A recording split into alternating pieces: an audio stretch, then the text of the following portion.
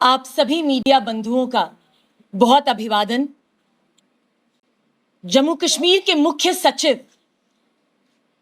उन्होंने 4 सितंबर से 10 सितंबर को भ्रष्टाचार मुक्त जम्मू कश्मीर सप्ताह घोषित किया है। उन्होंने यह भी कहा है कि all the ongoing projects in public domain would be put under scrutiny. तो क्यों ना इसकी शुरुआत जो है जल जीवन मिशन से शुरू की जाए।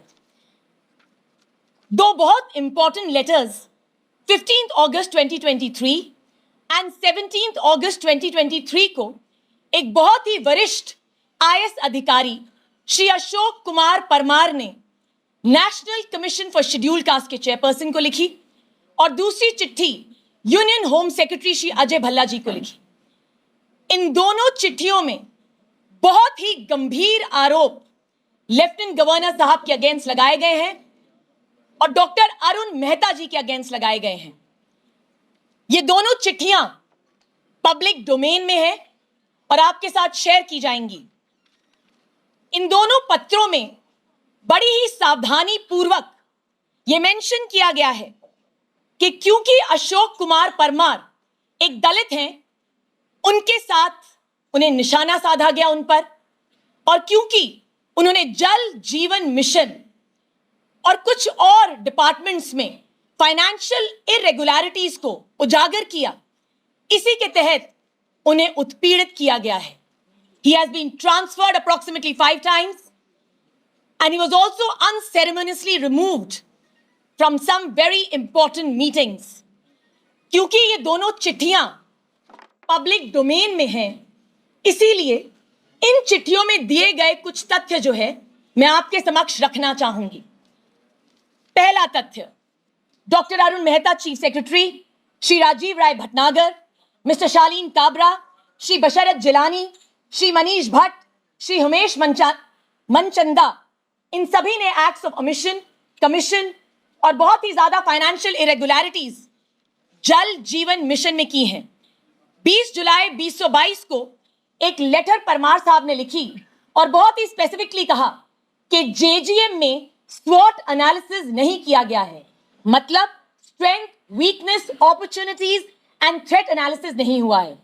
2 अगस्त 2022 को एक मीटिंग के तहत उन्होंने कहा कि जेजीएम बहुत ही स्लो तरीके से काम कर रहा है और बहुत ही सारे प्रोक्योरमेंट जो लैक्यूनेज हैं ये इस मिशन में हैं। इसके बावजूद भी कोई संज्ञान नहीं लिया गया। दूसरा तथ्य, जल जीवन मिशन जो था 15 अगस्त 2019 को स्टार्ट किया गया और इसको नेशनल लेवल पे 2024 में खत्म होना था, मगर जम्मू कश्मीर में इसकी डेडलाइन 2022 रखी गई, विदाउट कंसिडरिंग द फैक्ट कि बहुत सारे बॉटलनेक्स भी जो हैं इस मिशन में आने थे, जैसे क्लाइमेट कंडीशंस हो गए, हमारे कितने सारे कर्मी हैं जल शक्ति डिपार्टमेंट के, उनके पास पुअर वर्किंग कंडीशंस हैं, इन सभी को मद्देनजर नहीं रखा गया। तकरीबन 14,000 करोड़ का ये प्रोजेक्ट है। अगस्त 2023 तक सिर्फ 800 करोड़ जो है स्पेंड किया गया, 700 करोड़ की सिर्फ पाइप्स खरीदी गई। और अगर मैं आपको आंकड़ा बताऊं तो till August 2023 the progress is only 22.78% and this is a matter of grave concern. तीसरा तथ्य, chief secretary doctor Arun Mehta ji के अगेंस्ट डॉक्टर परमार ने एक बहुत ही महत्वपूर्ण एलिगेशन लगाया है कि 3,000 करोड़ की जो पाइप्स हैं वो खरीदने की क्रिमिनल कॉन्स्पिरेसी की जा रही है। There is an absolute flouting of two very pertinent legalities। Number one, the manual for procurement rules का बिल्कुल उल्लंघन किया गया है, और दूसरा the central vigilance guidelines जो हैं मिनिस्ट्री ऑफ फाइनेंस की, उनका भी उल्लंघन हुआ है। इसी के साथ उन्होंने बहुत सारी चिट्ठियां जो हैं इन लेटर्स में सार्वजनिक करी, जिसके तहत यह पता चलता है कि जेजेएम स्कीम जो है बहुत ही गलत तरीके से एक स्कैम की तरह बढ़ती जा रही है जम्मू कश्मीर में। चौथा तथ्य, जल शक्ति डिपार्टमेंट ने कभी भी डिस्ट्रिक्ट वाइज कोई भी अपनी डिफंक्ट स्कीम्स जो हैं उसकी लिस्ट नहीं बनाई। डॉक्टर आबिद जो बहुत ही यंग आईएएस ऑफिसर हैं और जल शक्ति मिशन के मिशन डायरेक्टर हैं जल जीवन मिशन के, उन्होंने कोई भी एफर्ट नहीं लगाया कि किस तरह से ये फाइनेंशियल असिस्टेंस ले सकें इन डिफंक्ट स्कीम्स के लिए। इसी के साथ जो हमारे शालीन काबरा जी हैं, फाइनेंस कमिश्नर रेवेन्यू, उन्होंने एक इंक्वायरी बिठाई और इस इंक्वायरी को कंप्लीट ही नहीं किया गया और आज तक यह बताया ही नहीं गया कि क्यों कॉस्ट ओवररन हुई, क्यों टाइमिंग की शॉर्टेज हुई और किस तरह ये जन जीवन मिशन जो है एक स्कैम की तरफ बढ़ता जा रहा है। फॉल्टी टेंडर्स फ्लोट किए गए, टेंटेड चीफ इंजीनियर्स को नियुक्त किया गया।